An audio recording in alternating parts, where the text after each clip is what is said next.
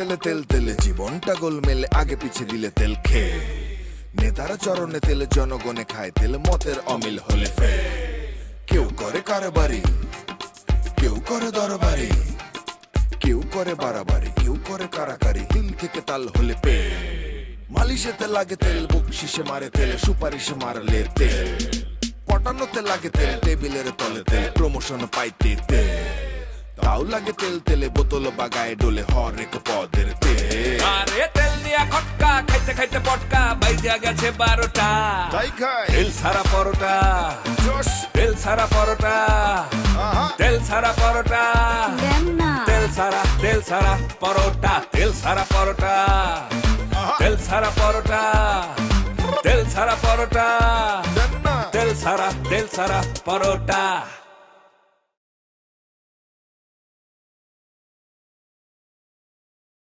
তাকে এমন কিছু ওয়ার্ড ব্যবহার করেছেন যে ওয়ার্ডের কারণে সে বিতর্কিত। আর এখন সোশ্যাল মিডিয়ার যুগ, কেউ যদি এই বিষয়ে মন্তব্য করে ফেলে, আর কি একটা অদ্ভুত ব্যাপার, সবার মুখে মুখে হঠাৎ করে ছড়িয়ে গেছে। হ্যাঁ, 14ই ফেব্রুয়ারি, ওয়াই, কেন আপনার নাম কেন যুক্ত হবে? কেন আপনাকে নিয়ে এত হাসাহাসি হবে? কেন এত কথা বলবে মানুষ? আমার মনে হয় আমার কথা আপনি বুঝতে পারছেন, কিন্তু আপনাকে ওয়ার্নিং দিচ্ছি, আপনাকে আমি 2 মাস দিতে চাই। 2 মাসের ভিতরে যদি আর কোনো অভিযোগ, মানে একটি অভিযোগ আর আসে, আমি কিন্তু স্থান রিলিজ করব না। আমি এমন কিছু করব, আর বাংলাদেশের কোথাও, কোনো জায়গায়, কোনো প্রতিষ্ঠানে, কোনো কিছুতে আপনি শান্তি পাবেন না। আপনি জানেন না আমার হাত সম্পর্কে, আমার হাত কিন্তু অনেক লম্বা, ক্লিয়ার? এখন যদি আপনার কিছু বলার থাকে আপনি বলতে পারেন। না স্যার, আমি আর কি বলবো, আপনি এখানে আসার পর থেকে স্যার আপনি তো আমার অভিভাবক। আপনার কথার উপরে বা আপনার কথার বিরুদ্ধে তো কখনো কিছু করি নাই। তো স্যার আমার এটা দুর্ভাগ্য আর কি। নাহলে স্যার এই বিজ্ঞাপনটা করার পর থেকে স্যার একটার পর একটা আমার নামে, আমার স্যার মনে হয় কি যে আপনি যদি সত্যি আমার ভালো চান, আপনি যদি সত্যি আপনার প্রতিষ্ঠানে আমাকে চান, তাহলে স্যার আপনি একটু বিবেচনা করে একটু দেখবেন স্যার, যে বিজ্ঞাপনটা করার পর থেকেই এইসব ঘটনা কিন্তু ঘটছে স্যার। আপনি স্যার একটু খেয়াল করে দেখেন স্যার। আপনি চাইলে, মানে আপনি স্যার, মানে আপনি আমাকে 2 মাস স্যার সময় দিয়েছেন। 2 মাস না স্যার, আমি স্যার এখনই চলে যাব স্যার। কিন্তু স্যার আপনার কাছে আমার এটাই রিকোয়েস্ট স্যার, এখানে স্যার অন্য কোনো মানুষের হাত আছে স্যার, এটা একটা ষড়যন্ত্র স্যার। আমি জানি যে এটা আমাকে নিয়ে ভাবার মতো, আমাকে নিয়ে চিন্তা করার মতো সময় আপনার নাই, কিন্তু তারপরে স্যার আমার মনে হচ্ছে স্যার এখানে একটা ষড়যন্ত্র আছে স্যার। আমি আর 2 মাস থাকতে চাই না স্যার, আমাকে আপনি দয়া করে আজকেই বিদায় করে দেন। জাফর মির, আপনি আমার বাংলা কথা বোঝেন না? আমি আপনার অভিভাবক, এটা বলেছি। আপনি 2 মাস সময় দিয়েছি, 2 মাসই। আপনি এখন চলে যাবেন মানে? কোথাও যেতে পারবেন না, এখানে থাকবেন। আর আপনি বলছেন আপনার পপুলারিটি, আপনার বিজ্ঞাপন করবার পর শত্রু যা হয়েছে বা হয়ে যদি থাকে, আমি অবশ্যই ইনকোয়ারি করব, দেখব কে বা কারা আপনার বিরুদ্ধে ষড়যন্ত্র করছে। কিন্তু এখন না, 2 মান্থ যা আমি দিয়েছি তাই, এখানে আমি 2 মাস থাকবেন। এটা আমার অনুরোধ না, আদেশ।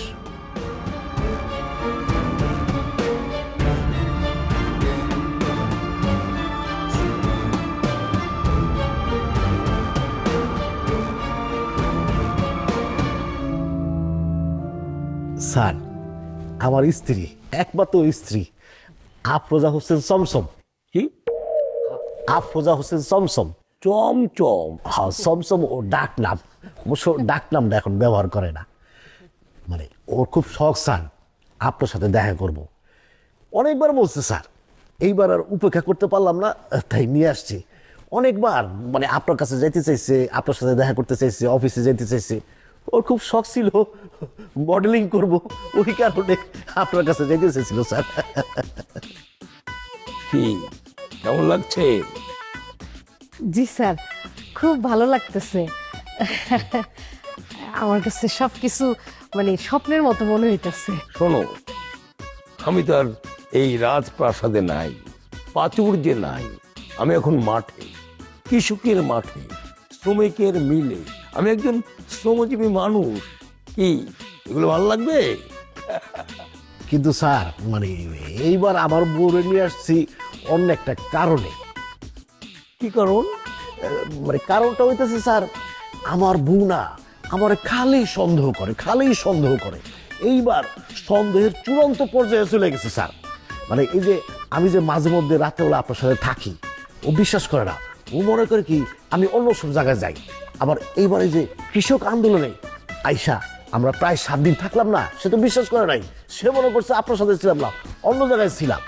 আসলে যে আপনার সঙ্গে ছিলাম এবং সবসময় যে আপনার সঙ্গেই থাকি, সেটা দেখানোর জন্য আমার বউরে আপনার কাছে নিয়ে আসছি। তুমি ছিলা মানে? তোমার এই পোশাক ছিল না। ও কৃষক হয়ে গিয়েছিল, মাঠে গিয়েছিল। কৃষক কিভাবে ধান উৎপাদন করে, কিভাবে ক্যাদ বানায়, সব কিছু দেখেছে। শুধু দেখেছে না, ট্রেনিং নিয়েছে। নাম্বার এখনো পায়নি। হ্যাঁ, কি এগুলো ক্লিয়ার করে বলনি? বলছি স্যার, তাকে বলছি ঠিক আছে তুমি সন্দেহ দূর করার জন্য আমার সঙ্গে যাইতে চাও, কোনো অসুবিধা নেই, যাবা। কিন্তু এইখানে একটা কথা আছে, আমার স্যার কৃষক আন্দোলন শুরু করছে, সেই কৃষক আন্দোলনে তোমাকে জয়েন করতে হবে। তুমিও কিষানি হিসাবে এখানে ট্রেনিং নিতে হবে। এই শর্তে যদি তুমি রাজি থাকো তাহলে আসতে পারো। জি স্যার, আমার সব কিছু বইলেই আনছে। অবশ্য আমার কাছে খারাপ লাগে না এই বিষয়টা, ভালোই লাগছে। আর আমার মানে স্যার বুঝেনি তো, স্বামী স্ত্রীর ব্যাপারে একটু সন্দেহ তো আসেই। রাত্রে বাড়িতে যায় না, একটু সন্দেহ থাকার কথা না? কিন্তু সে আমার অনেকবার বোঝানোর চেষ্টা করছে, আমি বিশ্বাস করি নাই স্যার। আমি বলছি যে ঠিক আছে তুমি তোমার স্যারের কাছে থাকো, যদি স্যারের কাছে থাইকা থাকো তাহলে তো আমারে নিয়ে গেলে সমস্যা নাই। আমারে নিয়ে আসুন, আমি নিজ চোখে দেখবো, নিজ চোখে দেখে বিশ্বাস করবো। এখন স্যার আমার বিশ্বাস হয়ে গেছে। আমি দেখলাম যে আপনি এত ভালো মানুষ, আপনার সাথে থাকলে তো কোনো সমস্যাই নাই স্যার। আর আপনাদের যেই সুন্দর একটা প্ল্যান স্যার, এইটা তো আমার কাছে আরো দুর্দান্ত লাগছে। আমিও স্যার আপনাকে মতন আপনাকে সাথে থাইকা কিষানির মতো সব কিছু করতে চাই, ক্লাস করতে চাই। চমৎকার।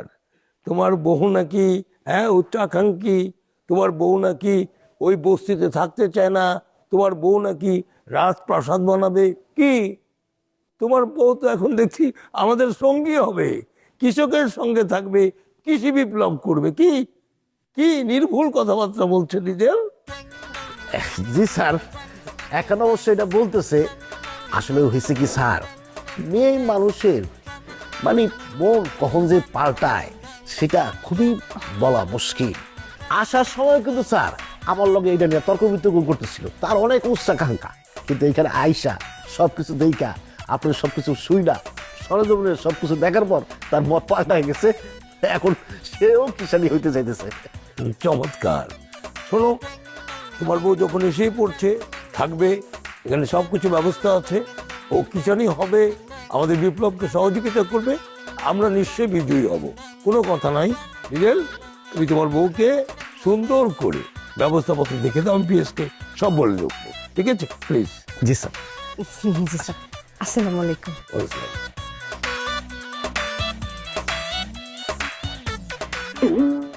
ওরে আমি কি আর দেখি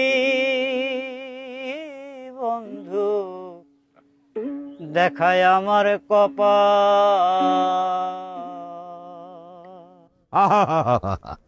কি কথা, হ্যাঁ? এই গান ছাড়া কি আমার দল চলবে? হ্যাঁ বাবু, তুমি খুব ভালো করেই জানো যে আমার রাজনৈতিক দলের এই লালন হচ্ছে আদর্শ, আর সেই লালনের মাটির গানের বাহক হচ্ছ তুমি। তো তোমাকে ছাড়া আমি কিভাবে সফর করব? মাত্র দল নিয়ে আমি 2টো জেলাতে সফর করলাম, তুমি আমার সঙ্গী ছিলে। এরপরে আবার যখন যাব, যাত্রার পরিকল্পনা করছি, তোমার কোনো খোঁজ নেই, তোমাকে কোথাও খুঁজে পাই না। অবশেষে আমি খবর পেলাম যে তুমি এই মাটির কোলে লুকিয়ে আছো, কারণ এটাই নাকি তোমার জন্মস্থান। আমিও গন্ধ শুকতে শুকতে তোমার কাছে এসে হাজির। জি, এটাই আমার জন্মস্থান। আসলে হয়েছে কি, কয়দিন ধরে শরীরটা আমার খুব একটা ভালো যাচ্ছিল না, তো ভাবলাম হয়তো উপরওয়ালা ডাক দিয়েছে, না এখন ঠিক আছে। তো তাই ভাবলাম যে যাই, নিজের জন্মস্থান, নিজের গ্রাম, মাটি, জল, বায়ু, হাওয়া, নিজের গ্রামের সহজ সরল মানুষগুলোর সাথেই জীবনের বাকি কটা দিন কাটাই, তাই ফিরে আসা। কাটাও কাটাও, তোমার যেখানে প্রকৃতির সাথে মিশে গিয়ে নিঃশ্বাস নিতে পারো, যেখানে তুমি স্বচ্ছন্দ বোধ করবে, সেখানে তো তুমি অবশ্যই থাকবে। মাটির কোলে মাটির মানুষই তো থাকবে। এখান থেকে তোমাকে নিয়ে আমি বাংলাদেশের বিভিন্ন জায়গায় সফরে যাব, অসুবিধা তো নেই। আহা, যেদিকে তাকায় কি বিশুদ্ধ বাতাস, কি বিশুদ্ধ প্রকৃতি, মানুষগুলো কত বিশুদ্ধ। আর বুক ভরে যখন শ্বাস নেই, তখন কি অসাধারণ মাটির সোদা গন্ধ। কিন্তু মুশকিল হচ্ছে এই সোদা গন্ধের ভাজে ভাজে কেমন যেন একটা দুর্গন্ধ ছড়াচ্ছে। দুর্গন্ধ? হ্যাঁ, দুর্গন্ধ কোথা থেকে আসলো? আর এই যে আমি আপনার গ্রামের পাশে দেখলাম একটা বিরাট বড় বাংলো, পরে আমি খোঁজ খবর নিয়ে শুনেছি ওই বাংলো নাকি বানিয়েছে আমার না দেশের ওই গণশত্রু তেলে খাজা। তার নাকি এখানে একটা আস্তানা তৈরি করছে সে আস্তে ধীরে। তার মানে কি বুঝতে পারছেন? তার মানে হচ্ছে এই মাটির সারল্য আর থাকবে না, এর ভেতরে ভেজাল ঢুকবে, এর ভেতরে মিথ্যাচার ঢুকবে, এর মধ্যে দুষ্কর্ম ঢুকবে, এই এলাকা ধ্বংস হয়ে যাবে। দেখেন, আমি গ্রামের মানুষ, বাউল মানুষ, মাটির মানুষ, সহজ সরল মানুষ। আমি এত গোর প্যাঁচ বুঝি না, রাজনীতি বুঝি না। ওনার অনেক পয়সা আছে, উনি একটু দুষ্টু প্রকৃতির লোক, সেটা জানি আমি। উনি আমারও তো পয়সা দিয়ে কিনতে চাইছিল, উনি আমার এখানেও আইছিল গ্রামে। এখানে চলে এসেছে কুলাঙ্গারটা। আমি তো এত গোর প্যাঁচ বুঝি না। উনি আমার এখানে আসছিল, হাউ মাউ করে আমার পাও ধরে কান্নাকাটি করছে, আমার কাছে মাপ চাইতে চাইছে। আমি কি করব? আমি তারে মাপ করে দিছি, মনে রাখি না। বুঝতে পারেননি ও ব্যাটার অ্যাক্টিং। ও ব্যাটা মানে বদমাশ হলেও অ্যাক্টিংটা খুব ভালো করে। জি, সত্যি বলছি। যে কোনো জায়গায় নির্লজ্জ বেহায়ার মতন পা ধরে বসে চিৎকার দিয়ে কান্নাকাটি করে। এবং মজার ব্যাপার কি জানেন, আপনি খেয়াল করেননি কিন্তু নিশ্চয়ই আশপাশে এই আড়াল থেকে কেউ না কেউ এটা ভিডিও করেছে, ভিডিও করে ফেসবুকে ছেড়ে দিবে। হ্যাঁ, সোশ্যাল মিডিয়ায় ওই বদমাশটা ভাইরাল ভালো মানুষ হয়ে যাবে। মানুষ দেখবে যে এরকম একটি মুরব্বী গোছের লোক আরেকজন বাউলের পা ধরে ক্ষমা যাচ্ছে, মানুষ তার প্রতি সিম্প্যাথাইজড হবে। এই চালাকিটাই সে সবখানে গিয়ে করে। হইতে পারে, করতেও পারে। তবে এর পাশাপাশি আপনিও ভাইরাল হয়ে যাবেন। মানুষ দেখবে বাউল কত উদারতার পরিচয় দেয়, মানুষকে কত সহজে ক্ষমা করে দেয়। বলছি, এই প্রথম আপনি আমাদের গ্রামে আসলে, আমার বাড়িটা দেখবেন না? আমার বাড়িতে চলেন, দুপুরবেলা 2টা ডাল ভাত খাবেন, তারপরে 2 ভাই মিলে একটু গ্রামটা ঘুরতে পারবো বিকালবেলা। আরে বাউল, আমি এসেছি যখন আমি তো তোমার বাড়িতে যাবোই। তোমার বাড়ির ডাল ভাত খাবো না তো কোন বাড়িতে খাবো? তবে তার আগে একটু হাটের মানুষজনকে ঘুরে ঘুরে দেখতে চাই। আচ্ছা চলেন, তাহলে এইদিকে যাইতে হবে।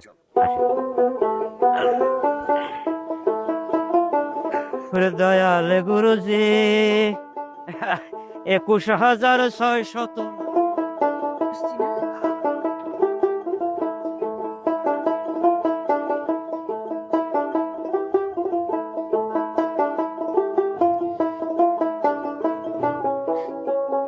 হচ্ছে স্যারও আমার অভ্যাস আছে।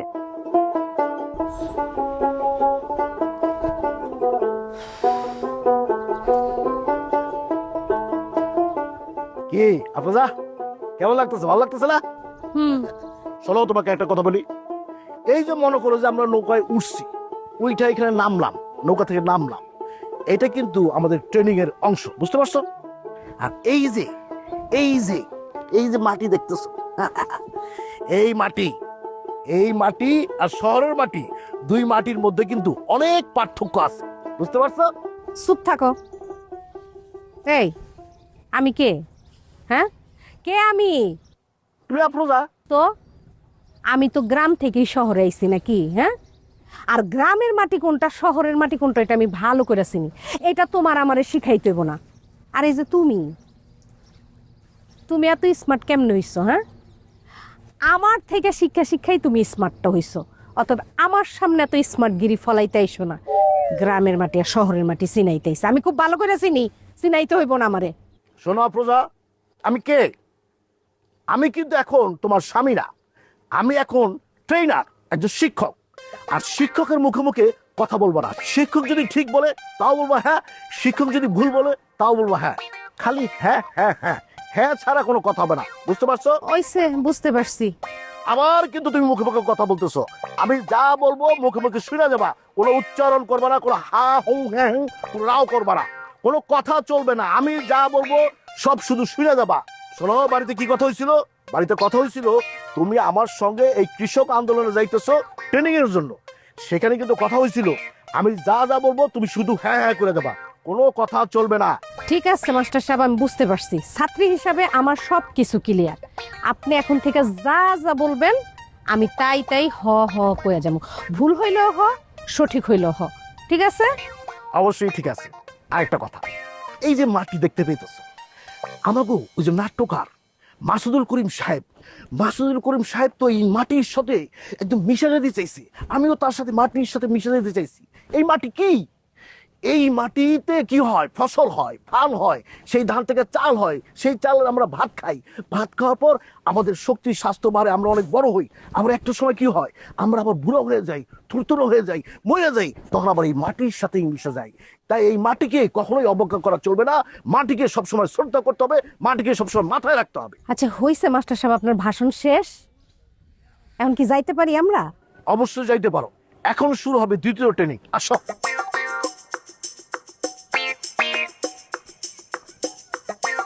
আসো।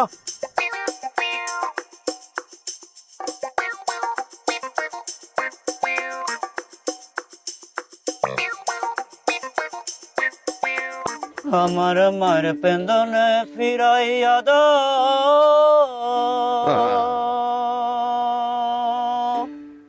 আমার মার পেন্দনে ফিরাইয়া দাও, রাঙ্গা পায়রের কাপড় খান, রাঙ্গা পায়রের কাপড় খান, পোলার গলার দুগদুগি দাও, পোলার গলার দুগদুগি দাও, বাপের কান্দের গামছা খান, আর একবার ফিরাইয়া দাও, আরেকবার ফিরাইয়া দাও। জোনাক মাখা মাটির উঠান খান, আর একবার ফিরাইয়া দাও, রাঙ্গায় আউশের গরম ভাত, জারি সারি গান বাবা, রাঙ্গায় আউশের গরম ভাত, জারি সারি গান, রাঙ্গায় আউশের গরম ভাত, জারি সারি গান। এ মোতালেব ভাই, এদিকে আসো। আরে না, আরে পরিচয় করাইতে, এদিকে আসো, আসো আসো।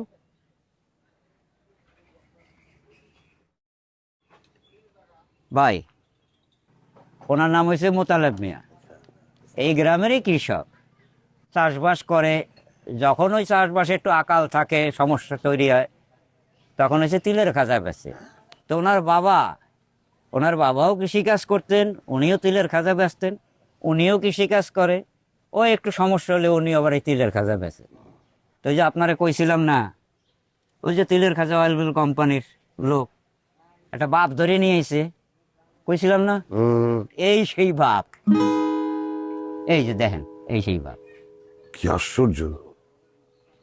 তিলেখাজা কোম্পানির সুরুজ মিয়ার বাপ। যে কিন্তু তার তো রীতিমতো অট্টালিকায় থাকার কথা, আরামায়েশে প্রাচুর্যের একটি জীবনযাপন করার কথা, কিন্তু এই অবস্থা কেন?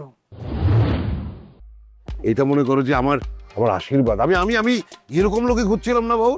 আমি ছোটবেলায় দেখতে একদম রসগোল্লার মতো আছিলাম, আর এই জন্য আমার বাপ মা আমার নাম দিছিল চমচম। ওরে ফুটলো লাইলির বদনে। বাবু সাহেব, নাম থামান। জনতার সামনে সে আমার সামনে প্রতিপক্ষ হবে, তারপরে আমি এবং সে তর্কে যুদ্ধে লিপ্ত হব। আরে তেল দিয়া খটকা খাইতে খাইতে পটকা বাইজা গেছে 12টা। তাই খাই তেল ছাড়া পরোটা, জোশ তেল ছাড়া পরোটা, আহা তেল ছাড়া পরোটা, তেল ছাড়া পরোটা, তেল ছাড়া পরোটা।